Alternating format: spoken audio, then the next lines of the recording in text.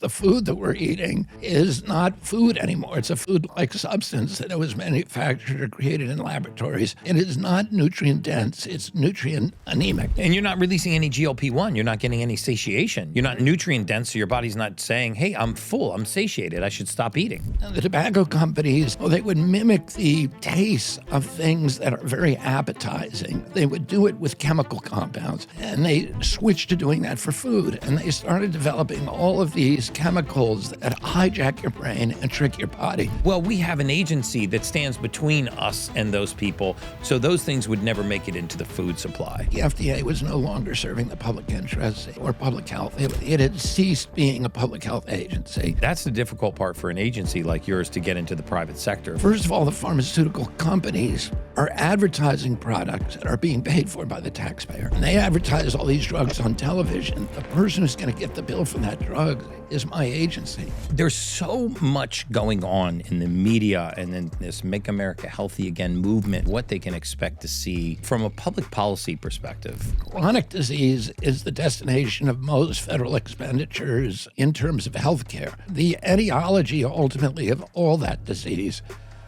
is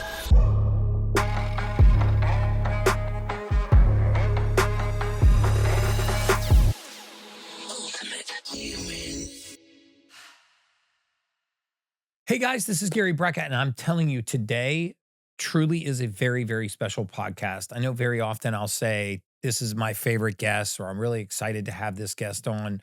But this particular guest has a very special place in my heart, and he's going to have a very special place in your heart too, because of the level of conviction that this man has to make an impact on humanity. And by that, I mean, I don't care what side of the political aisle you're on. We all should be on the side of the future of our children. And Robert F. Kennedy Jr. is someone I've looked up to for a long time since I really understood his mission. And when you look at the broken healthcare system in America, we spend $4.5 trillion a year on healthcare. We lead the world in 6 major categories: infant mortality, maternal mortality, morbid obesity, type 2 diabetes, multiple chronic disease in a single biome. And I don't think anyone, including myself, knows the exact reason why. It's so multifactorial. You know, why do we have the highest rates of childhood cancer in recorded history? Why do we have such a parabolic explosion in autism, learning disorders, ADD, ADHD, OCD, manic depression, bipolar? And why are these things affecting younger and younger ages? Why do we have metabolic syndrome, which was reserved for people in their 50s and their 60s and even their 70s? Why do we have it in our teenage population now? You know, I've raised 4 children, and I know many of you watching this are parents, and you have to have a concern. What kind of environment, what kind of world is my child growing up in? What's going to happen to them when they get to the public school system? Not how are they educated, but how are they fed? How's their biome being cared for? What is their pediatrician doing every time that they put a vaccine on the schedule? Do they know the safety and efficacy of that? And so today's podcast, I'm recording this intro after the podcast because I wanted to just tell you how impactful it was, how he was able to break down the corruption in our nutritional research and the corruption in our food supply and the influence that big food and big pharma has over our public policy, the policy that determines how your children are fed, how your children are taught, and what our healthcare system covers and doesn't cover.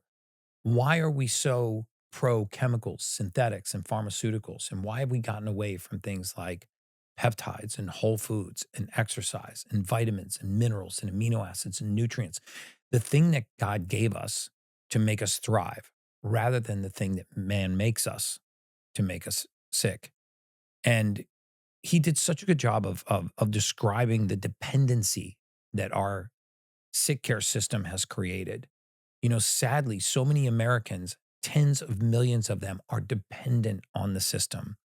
We don't independently have our own healthcare choices because we walk down the aisles and the food that we're consuming is actually what's leading to the medication that's required to treat the conditions from this causal relationship between food and chemicals and health. And so I really hope that you enjoy this podcast today. You know, Bobby came to my house to join me at the UFC fights and to talk about some of, you know, what we could do together to help make America healthy again. And I just grabbed them and brought them in the room and I sat them down for this podcast. And it was one of the most authentic, genuine podcasts I've ever done because I really felt the intention of this man. And I think you will too. And no matter what side of the aisle you're on, I think you will draw some inspiration from this because we are about to have a healthier, happier, more thriving America. So without further ado, please welcome Robert F. Kennedy Jr. to the Ultimate Human Podcast. Hey guys, welcome back to the Ultimate Human Podcast. I'm your host, human biologist Gary Brecka, where we go down the road of everything anti-aging, biohacking, longevity, and everything in between.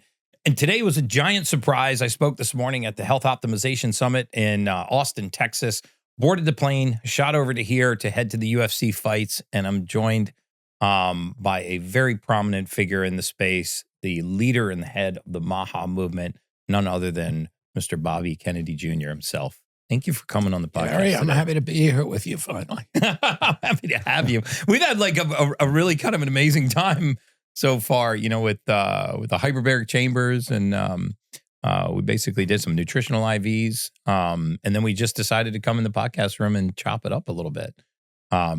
So there's so much going on in the media and then this Make America Healthy Again movement in this space. I'd love for you to share with the audience what you are most excited about right now and what they can expect to see from a public policy perspective, a legislative perspective to show that real change is coming. Yeah. So President Trump named me as Secretary of Health and Human Services. Yes.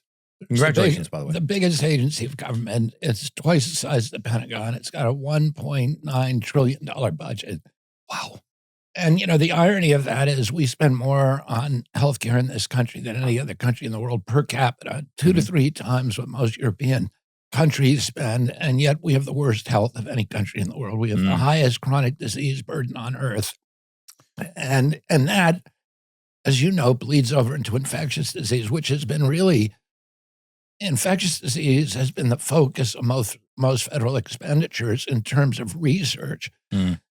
Chronic disease is the destination of most federal expenditures in terms of healthcare. We have a sick care system in our country, and the etiology ultimately of all that disease is corruption.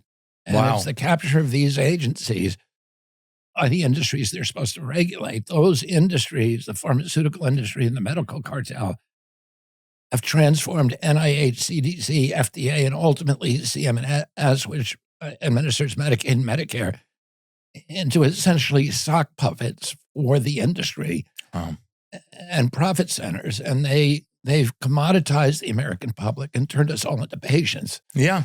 And profitable patients. Yeah, it's been very profitable for them. When my uncle was president, I was a 10-year-old boy, and during that era, we spent zero on chronic disease at that time in history. There really were no cure. The first treatment for chronic disease was ironically, it was the pill.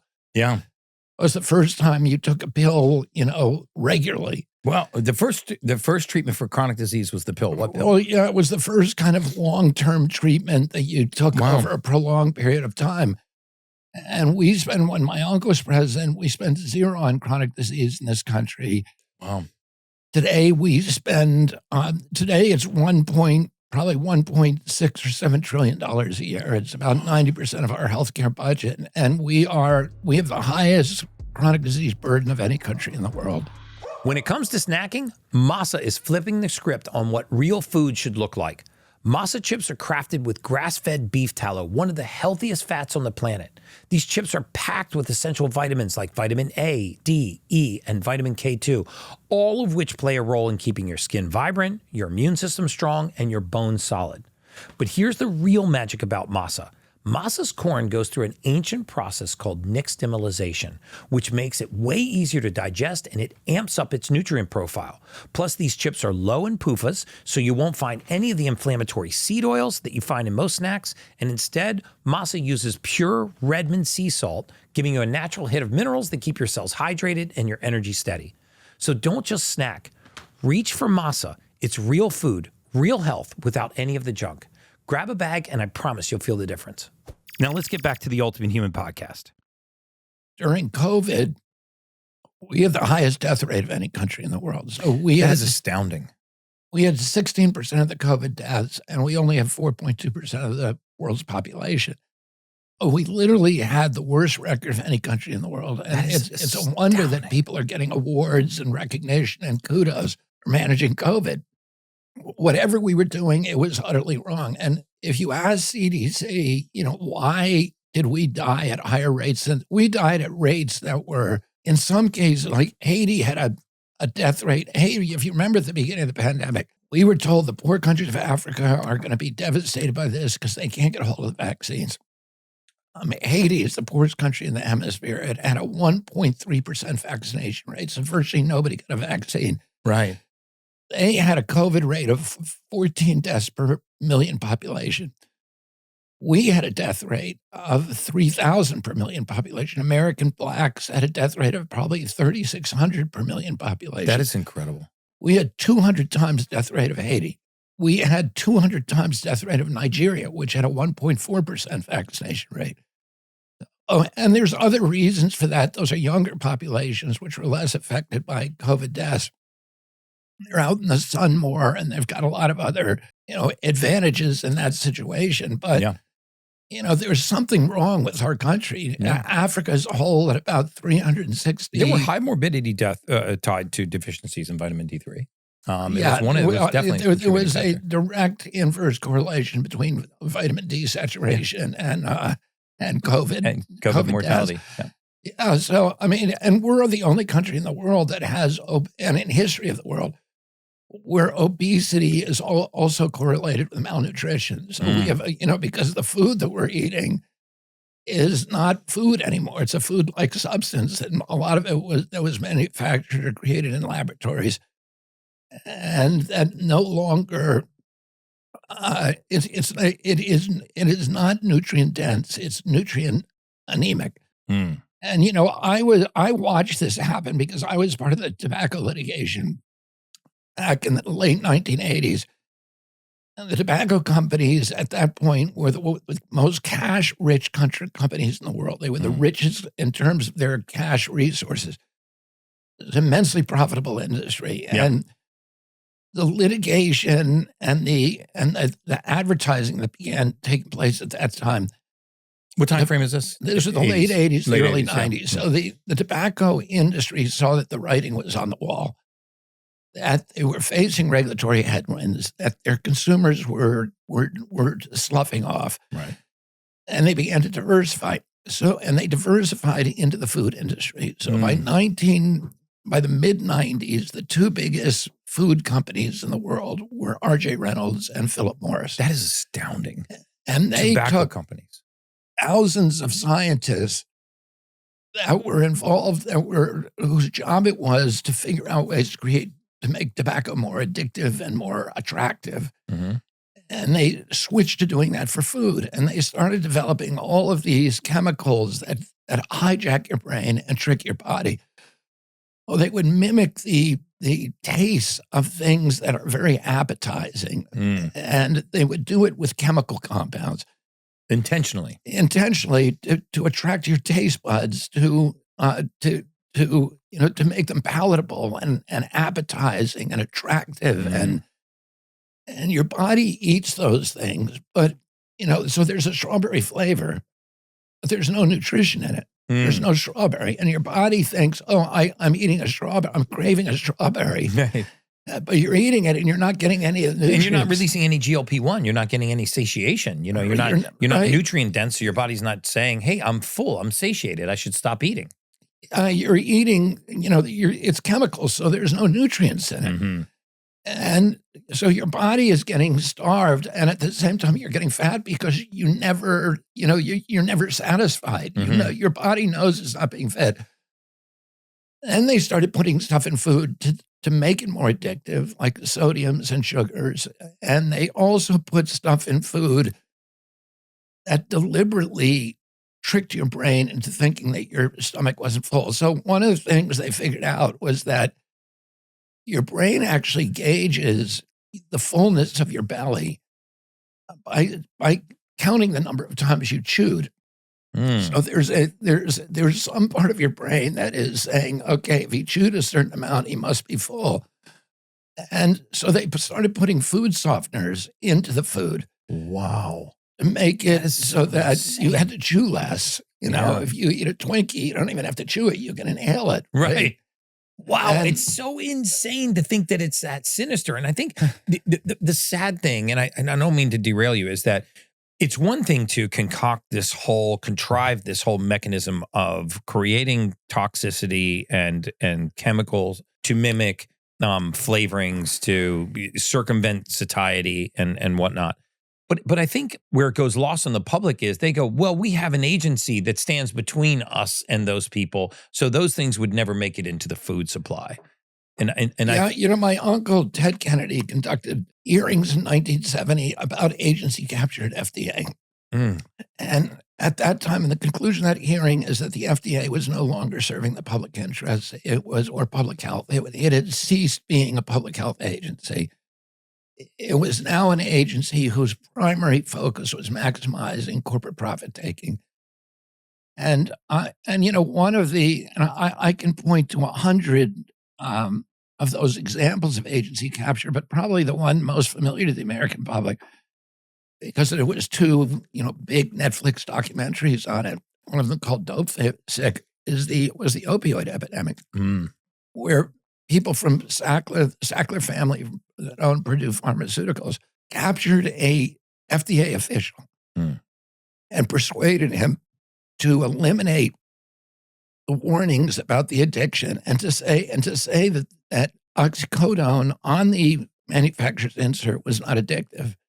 Wow. And you could argue that as a direct result of that, 1 million young Americans die. We're losing over 100,000 young people every year from drug overdoses. And to put that in perspective, during the 20-year Vietnam War, we lost 56,000 American kids. We're losing double that number every year from opioid addiction and overdoses. That's insane. And that is a direct result of agency capture and agency corruption. And what we're trying to do now at the agency, which we're doing, is we brought in extraordinary leaders who are now going to make sure that we do good science, gold standard science, which was what those agencies used to do. And that we're going to purge the entire agency of conflicts of interest. I'm all about optimizing performance, and lately I've been using the ion weighted vest during my workouts, and it's been a game changer. It isn't your average weighted vest. It's designed to fit like a second skin, activating your core, improving blood flow, and even helping you with recovery while you train. What I love most is that the weight is perfectly distributed. It doesn't pull on your shoulders or throw off your alignment. Whether I'm doing strength training or cardio or just taking a walk, I'm burning more calories, building muscle, and pushing my endurance even further. If you're serious about leveling up your training and unlocking your full potential, check out the Ion Weighted Vest at iongear.com. That's AION gear.com. And you can use code ULTIMATE for 10% off and start training smarter today. Now let's get back to the Ultimate Human podcast. That is massive, though. I mean, with a budget that size, with that voluminous amount of a payroll, without amount of entrenchment, right? I mean, I've got to think that a lot of these people are not going without an atom bomb. Yeah, right? Well, that's where Doge came in, really, is that initially we offered a buyout for anybody who wanted to leave, and we made clear that people should leave if they didn't share this new mission. And we got a lot of people left the agency, and then we came back, and there's tremendous duplication in the agencies, tremendous redundancies. We had 100 comms departments, we have 40 IT departments, 40 procurement departments, and on and on. And so we were reorganizing the agency to consolidate those things. One, to eliminate the redundancy and streamline the agency. Most importantly, to redirect and recalibrate its course so that everybody there knows that every day, if you want your job, you got to wake up in the morning and be thinking, how am I going to end the chronic disease epidemic today? Yeah. And so everybody's going to be clear on that mission. And, We think that we're going to make a huge difference in the first year, but over 4 years, we'll be able to correct the course. God bless you, man. And God bless that mission, because I think when you become a purpose-driven agency and not a profit, protecting agency, and I know that these government agencies are not driven for profit per se, but a lot of these officials move from the public sector into the private sector. It's obvious once you start to peel back the layers of the onion that if you're a regulator and your responsibility is enforcement of a private industry, that you have a known job offer in where you can move from being a government official that's going to make a few $100,000 a year into private industry where you're going to make a few $1 million a year. It's hard to not point to that as a conflict of interest. And 7 of the 8 recent FDA commissioners have immediately gone to work for industry. The CDC, the longest reigning recent CDC director, Julie Gerberding, who dramatically increased the vaccine schedule and added billions of dollars a year in revenue to Merck, went over to become the president or the vice president of Merck. That is astounding. And that's typical. You see lower level division and branch chiefs in the agency. Also, they sort of the common course is that they work at the agency until their pensions vest. And then they move on to industry. So the last 3 or 4 years that they're at the agency, they're doing a lot of favors for industry, and they're letting a lot of things go by because they're about to make that move. And they want a soft landing at one of these companies. And their example then drives it infiltrates all the lower strata of the agency because they see the boss doing this, and they think this is the way that's done, and you becomes get the punished culture for not going along. But there's 100 other mechanisms for agency capture, and those come from appropriations through the Congress. It comes from reactions to the press. All the major institutions of our society have been captured by the industry. The press now gets the mainstream television networks. And Roger Ailes told me one time that 75% of his advertising revenues on the evening news divisions were pharmaceutical ads.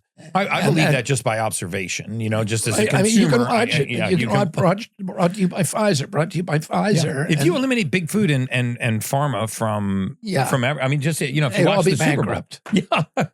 So it would have been Super Bowl ads. Those companies are doing that partially because the evening news is very attractive to drug companies because young people don't watch news. It's all older people, and those are their customers. They're people who are taking all this whole, arsenal, this battery of drugs, but they also do it to control content.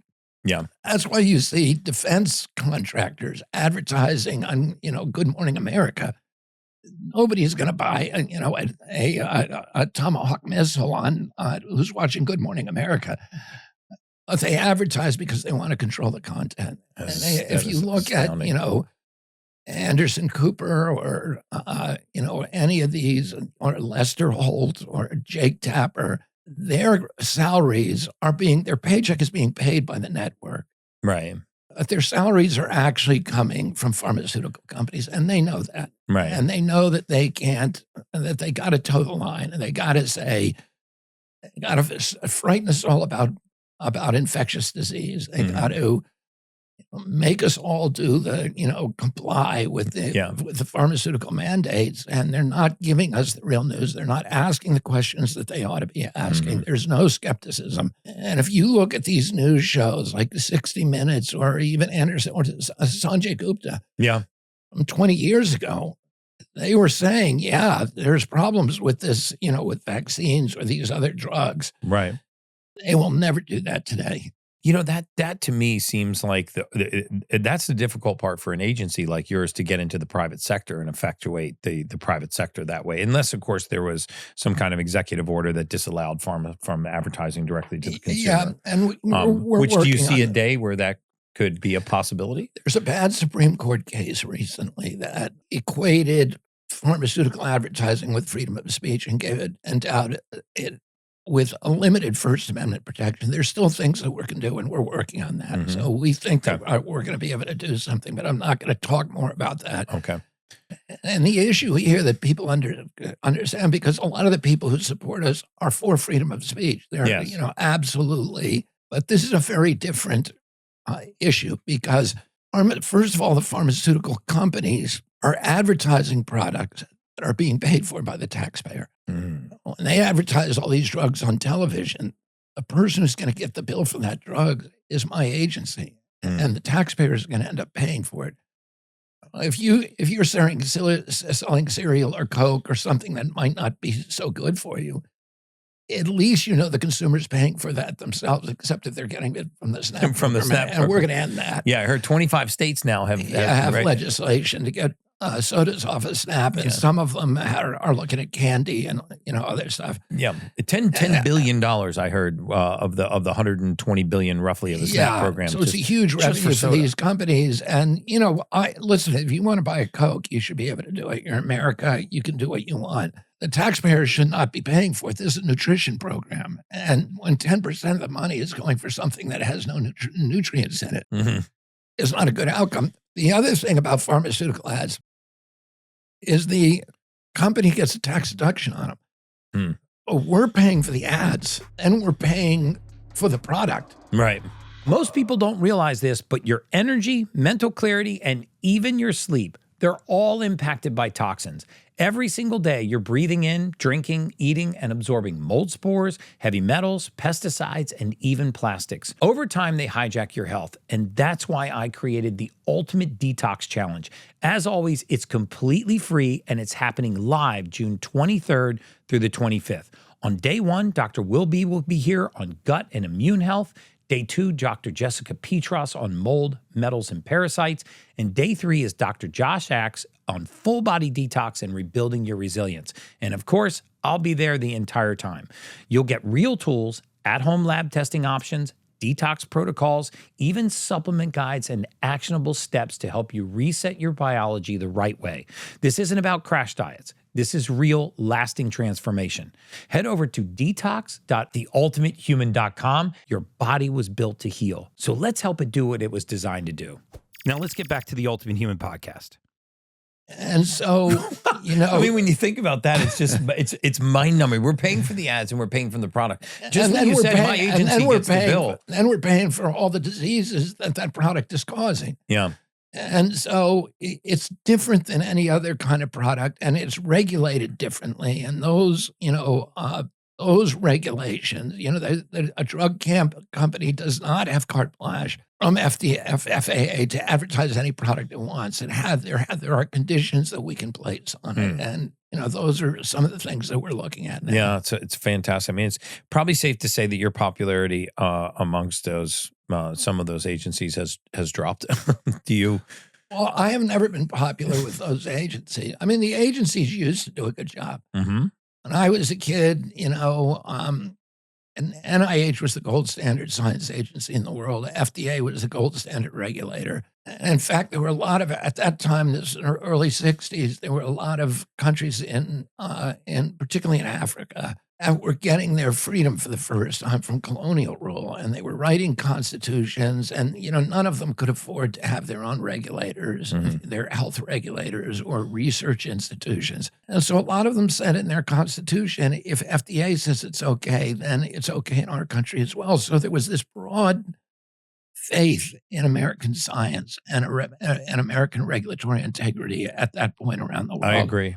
And no longer exists. Yeah. People now are very skeptical of our science and our regulatory agencies.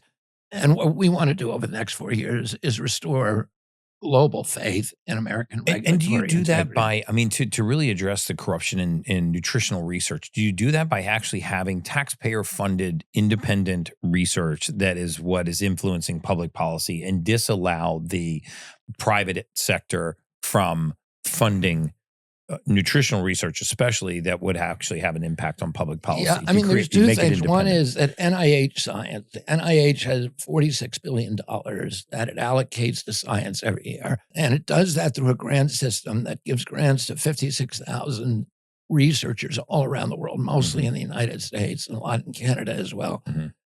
And unfortunately, that system has been corrupted through a number of different vectors. so that people who get the money tend to be people who have been approved by the industry through, a variety of levers. Mm-hmm. And they are part of an old boys network that knows what they can say and what they can't say and what they can research and what they can't. And they're not going to research anything that with results may diminish corporate profits. Right. The other thing is there's no replication. So there's a huge incentive to cheat on your science. So if you go to your funder with a hypothesis and say, this is what I believe, here's how I'm going to prove it, and it's going to be an important decision, and then the science does not confirm that hypothesis, that's science. Yes. Yeah. When the hypothesis doesn't always work in your favor. When it's a null hypothesis, that's science, and it ought to be published. And it doesn't get published. And because it's private funded, we can say, if it doesn't go my favor, I'm not going to alter it. I'm just not going to publish it. We'll redo the study. We'll change But the private funding is coming from industry, so they cheat. I mean, we call those guys biostitutes. Mm-hmm. because they know what the outcome is, and they write the outcome before they write the study. Mm-hmm. In many cases. But that also happens in the public sphere. And so what we're going to do, and it happens because they know there's going to be no replication. Mm. A lot of times the data sets are private. You buy United Healthcare data sets, they're only selling to you, so you can't publish them. Mm-hmm. And so there's no replication. And if you know there's going to be no effort to replicating your study, you have a huge incentive to cheat. Oh, no question. And so what we're going to do is we're going to devote probably 20% of NIH's budget to replication. Every study has to be replicated. Wow. We're going to publish the peer review for the first time. Mm-hmm. We're probably going to stop publishing in Lancet, New England Journal of Medicine, JAMA, and those other journals because they're all corrupt. Mm-hmm. And even the heads of those journals, like Marsh Angle, who for 20 years was the head of the New England Journal of Medicine, says that we no longer are a science journal. We are a vessel for pharmaceutical propaganda. No kidding. Because they control the journals. They buy the preprints, right? And they find out if you want to publish in a journal, you have to pay $10,000 to get the study published. So the pharmaceutical company concocts a study that shows the outcome that they want, that statins work or that SSRIs work, and then they'll publish that. They pay to get that published. Yep. And they order reprints from the journal. The reprints, as you know, it's a 5 or 6 page document that has the logo of the journal on it. They sell them for enormous profits.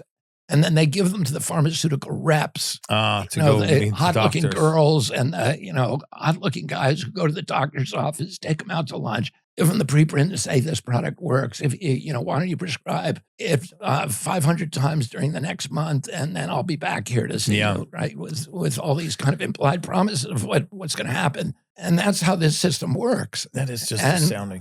And so what we're going to do is change the system and say you can't, Richard Horton, who was the head of the Lancet, who really disgraced himself during COVID with the Lancet letter and all this. I remember. But he says the same thing. He says, we are no longer science journals. We are about promoting pharmaceutical products, and that's what we do. So unless these journals change dramatically, we are going to stop NIH scientists from publishing there, and we're going to create our own journals in-house in each of the institutes. And they will become the preeminent journals. And they're going to become the preeminent journals. Because if you get NIH funding, it is anointing you as a good, legitimate scientist. I love that now our public policy research institutions can actually be the hallmarks of properly conducted research and a place that we can actually rely on information.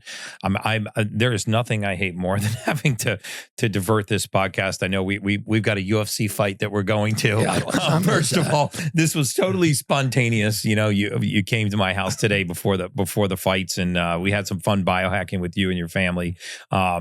And by the grace of God, you agreed to come in and sit down with me for a few minutes. And I know that my audience in the market really appreciates it. But Robert Kennedy, you are doing God's work. And there are a lot of people in this country that are praying for you and for your success and praying for you to stay strong and stay on your purpose and your passion and your mission.